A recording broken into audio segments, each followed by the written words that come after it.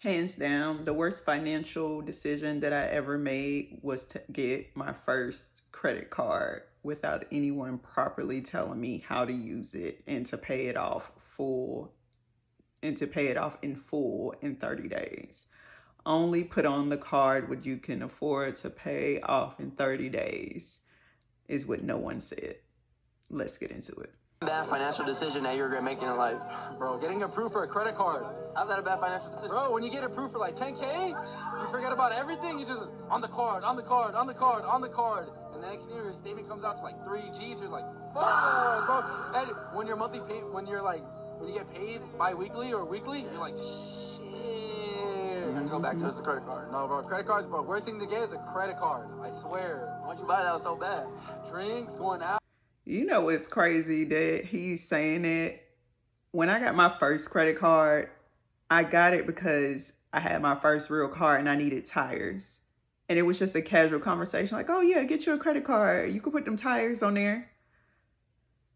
Had I been told only put on the card what you can afford to pay off in 30 days. Never had a conversation about the minimal amount, Lord help me. The minimum payment, never had a conversation about that. Never had a conversation about APR. And it's just like, man, it just snowball.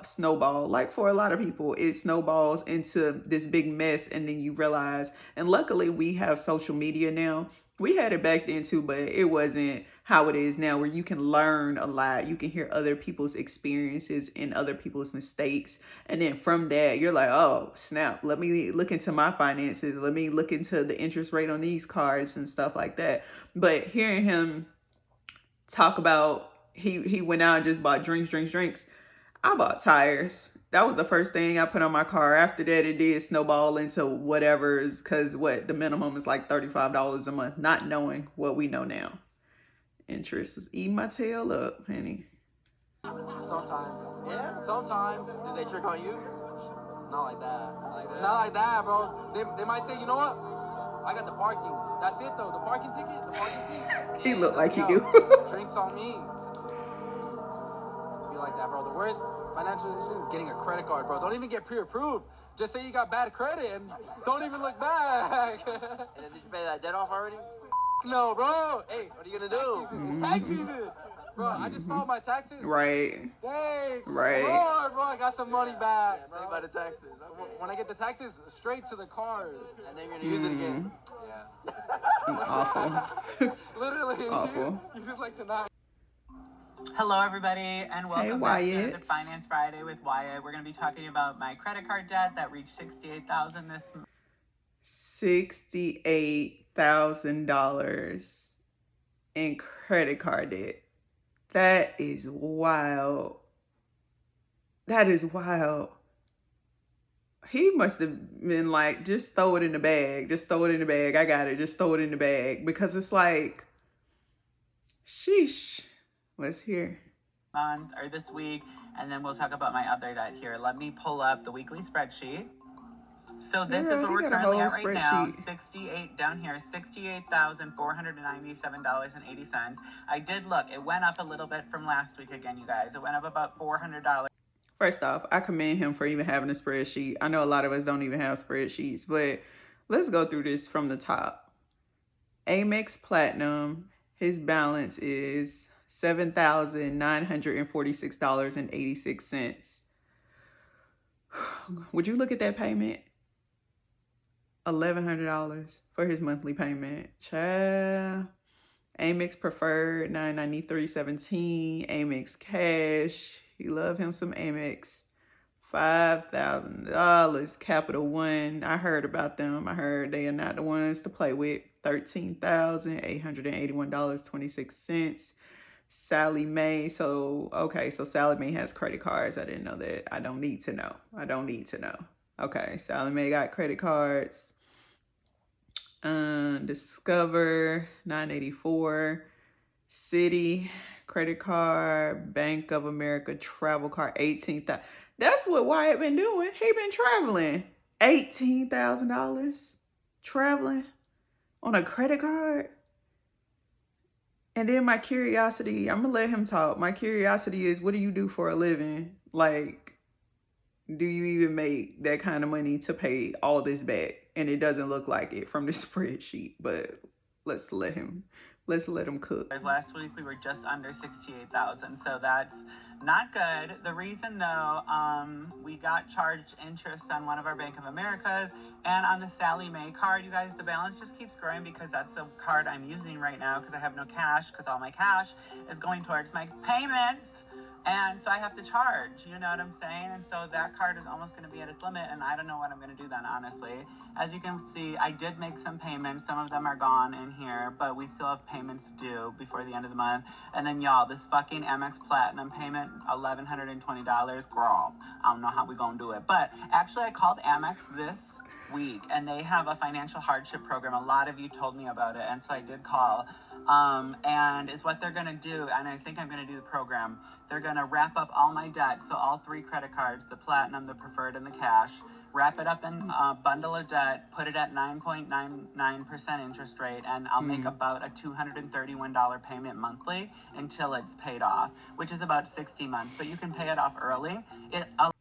For those of you that don't know, and see, I learned through online, you can call your credit card company. If your interest rate on your credit card, which is typically upwards of like 20% or more, but if your interest rate is really eating you up and you feel like it's making it harder for you to get the payments down or pay money towards the payments. I'm so tongue-tied, excuse me. But if it's hard for you to make that monthly payment, you feel like you're not getting anywhere, especially if you're working on paying off your debt, sit down and call your credit card company. He called Amex and they consolidated those 3 cards that he has, and they brought his interest rate down to, I think he said 9% or something like that, and his monthly bill is gonna be like $200 a month. So call your credit card company and ask them to lower your APR, your interest rate on there, and then get that thing paid off, girl. Allows you to leave your accounts open. You just can't use them while you're in the program. But they also don't charge you the membership fees while you're in the program. So like they won't charge the $700 a year platinum card fee or the $100 a year preferred card fee, which I'm really happy about because that's going to save me some money because my fee is coming up in March. So I am going to enter that program this Tuesday when I get paid because you have to make an initial payment. So with Wyatt's situation, I actually went to his page to see if there was a follow-up, like if he posted something newer, more recent, so I could see, you know, how much progress he made because I wanted to add it in, but he ended up filing bankruptcy and I was sad to see that, but I guess all the credit card debt and the interest was eating him up, child, so he had to file bankruptcy. Today's the 3rd Sunday I work at my 2nd job to try to pay off my debt faster this year. I started off with $30,000 in credit card debt and I'm down to $27,000. I'm currently working on paying off my Capital One credit card, which is my highest interest card. The current balance on it is $2,800. I'm expecting a paycheck on Friday from my main job and my 2nd job, so there's going to be another huge payment made towards that credit card, and I'm looking forward to finally being in the 1000s for that card. My goal is to pay this card off by the end of April, and I believe that I can make that happen. So follow along on my journey to... So we're rooting for Esperanza. We're rooting because paying off credit card debt is no joke. And she has 1 card that she's looking to pay off. And I love that she has her main job and then she has a 2nd job as well. So she's able to pay larger amounts towards paying off her credit card debt because that stuff will chew you up and spit you out. So my wife and I are almost at $111,000. $111,000. This number gives me so much anxiety. But let me go ahead and break down what the debt is in. I got my laptop here. So we have actually... No judgment. But that's a high number of consumer debt. But let's see what she's talking about. Hold on. Because I want to get this right, okay? So we have 1 credit card that's $15,346. We have another credit card that's $1,205. We have a personal loan that is about $24,000. What y'all doing with a personal loan for $24,000? I'm a little nosy. Obviously, she's sharing it online, but what do people do with personal loans? Like, you starting a business?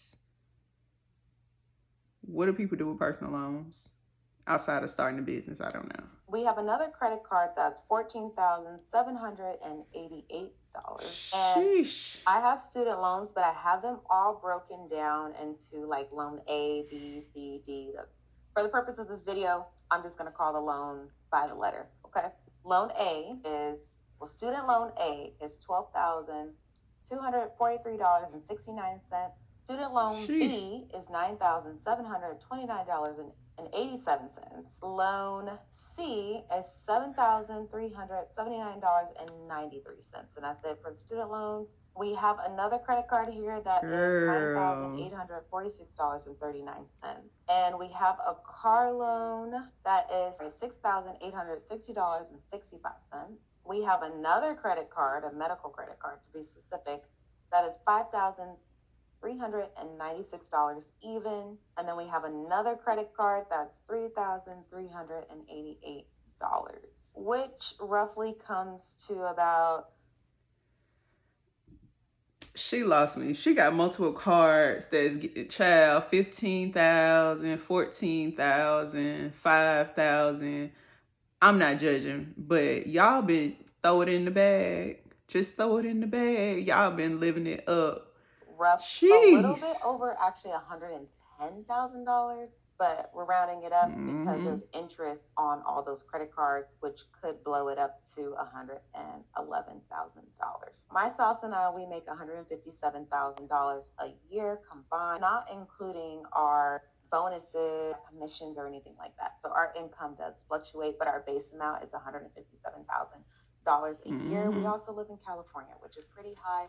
However, if we did not have this debt, we would be extremely comfortable. But I wanted to share this story because I was sharing it on my private Instagram, and a lot of you resonated with the debt amount. A lot of you are also in the same boat and are also paying off debt. So why not share it on TikTok, right? But right now, we do have a plan on how to tackle it. I'll go ahead and leave that in the next video. But how we got into this debt, y'all, is just being reckless and careless, putting trips on credit cards, not paying it back, just swiping our credit cards for clothes, parties, trips, like you name it, and just not paying it back monthly like we usually do. And then sometimes when you get into the habit of that, you really do get complacent with your money. And before you know it, you are in $100,000 worth of debt, which is so crazy because the fact that their combined consumer debt is $111,000, their combined income is $157,000.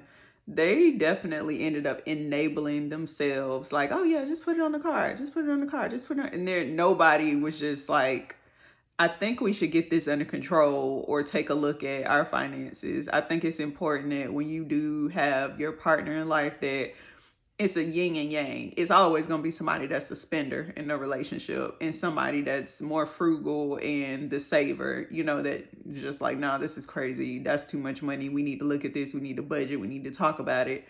Because even millionaires need to budget. I don't know why people feel like if they have more money, then, you know, they could just do whatever. No, because you need to account for every bill, penny, nickel, whatever. You need to account for every bill.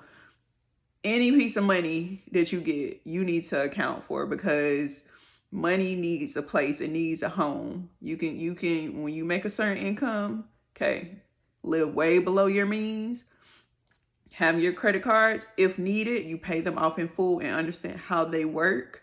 But yeah, that's why it's important to have a partner. Somebody has to be the person that's like, nah, we got to look at this and we got to slow down. Let's write it out. Let's talk about it.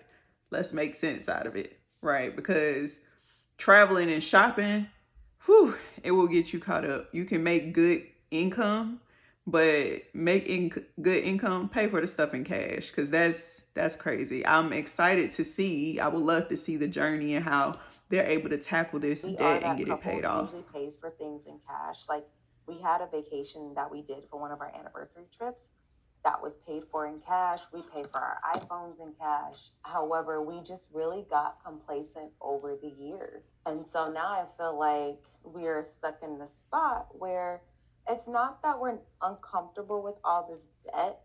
However, we could be living a much better life if we weren't in it.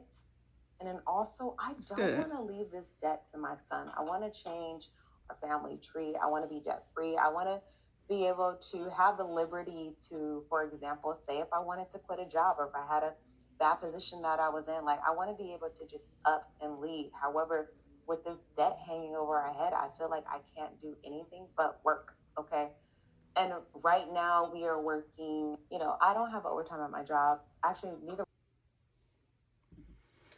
Yeah, I would like to see their progression on paying off that debt. I did check her channel for something updated in regards to what she's gotten paid off, and I haven't seen anything anything updated. But at the same time, that's such a large amount of debt that it will probably be some months just so they can actually get, you know, get a good chunk of it down and then come back and record a video. But yeah, I was looking for an updated video, but she doesn't have one yet. One of us have overtime at our job.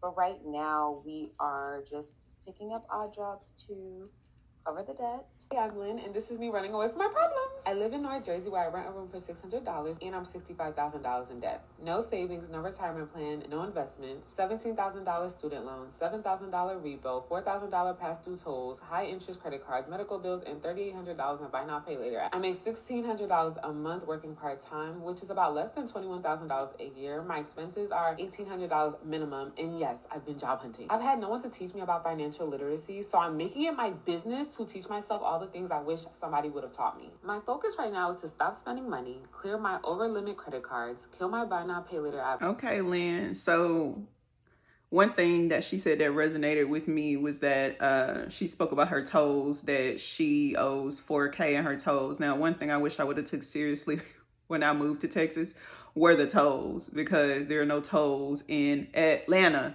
I think possibly it's some area far out, but no one's over there. But I'm not used to tolls. I'm still not used to tolls. So I wish that, and I'm saying tolls, TOLLS, tolls.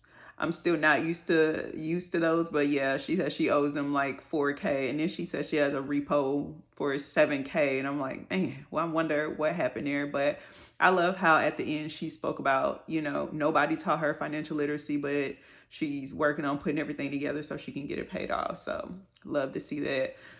Honestly, it's so crazy. Credit card debt is just like, it's the worst thing you can possibly have. And I just wish like I wish a lot of us were taught more about financial literacy instead of getting put in a situation and then like you're stressed between car note payments, loans, personal loans. Like what do people kind of use those for? Once again, I'm just curious. But yeah, do what you can to stay out of credit card debt. Read the APR percentage. Don't sign for anything if you don't understand what's going on. And yeah, all right, I'll catch y'all in the next one. Bye. Just free up some cash and save up enough to move out by the end of the year. There is no plan B, so follow me and watch me rebuild my life from scratch.